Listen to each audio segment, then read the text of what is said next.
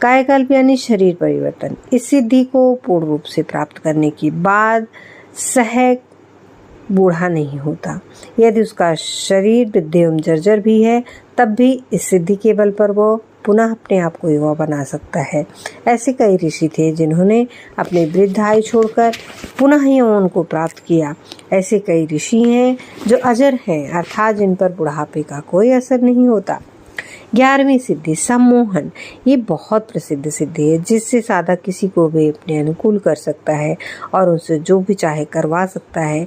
मनुष्य तो मनुष्य इस सिद्धि को प्राप्त साधक पशु पक्षियों को भी अपने अनुकूल कर सकता था।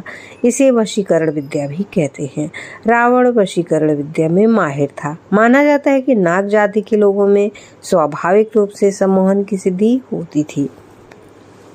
यहाँ तक कि आधुनिक काल में भी कई ऐसे सिद्ध पुरुष हुए हैं जो किसी को भी सम्मोहित कर सकते थे। गुरुत्व सिद्धि प्राप्त होने पर मनुष्य गरिमावान हो जाता है। प्राचीन काल में गुरु का पद अत्यंत महान माना जाता था।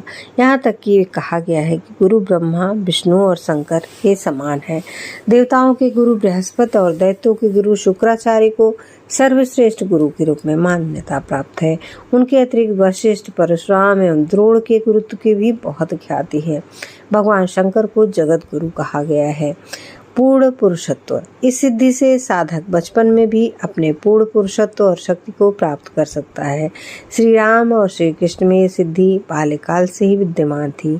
इसी सिद्धि के बल पर श्री कृष्ण ने बचपन में ही पूतना, भौमासुर इत्यादि कई देवताओं का वध कर दिया था। 16 वर्ष की आयु में ही उन्होंने चाणूर, मुष्टिक एवं कंस जैसे महावीरों का वध कर दिया था। पांडवों में भीम के पास यह सिद्धि थी। यही कारण है कि वे अपने बाल्यकाल में भी अपराजय थे। श्री राम के पुत्र लव और कुश ने भी इसी सिद्धि के बल पर अपने बचपन में ही पूरी अयोध्या की सेना को परास्त कर दिया था। सर्वगुण संपन्न। कुछ ऐसे उत्तम लोग होते हैं जिनमें संसार के सभी उत्कृष्ट गुण समाहित होते हैं। ऐसे व्यक्ति को सर्वगुण संपन्न कहा जाता है। श्री राम इसके सबसे प्रमुख उदाहरण हैं। संसार में ऐसा कोई उत्तम गुण नहीं जो उनमें न हो, इसीलिए श्री राम को पुरुषोत्तम कहा जाता है। कई ऐसी स्त्रियां हैं जिनमें ये सिद्धि थी। सीता एवं द्रौपदी ऐसी ही स्त्रियां थीं जो सर्वगुण